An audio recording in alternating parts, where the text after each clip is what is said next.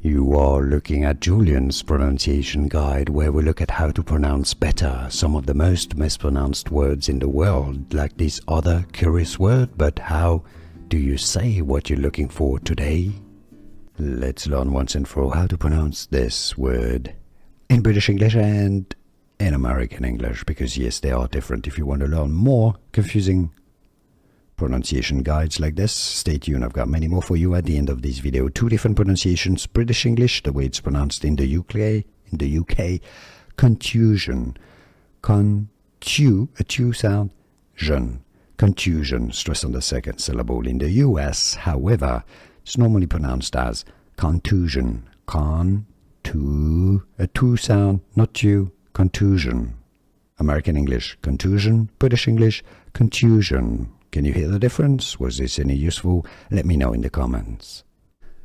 Here are more videos on how to pronounce more confusing words and names too many mispronounced. Like this video if you found it useful. I appreciate your support. I'll see you soon and thanks for watching.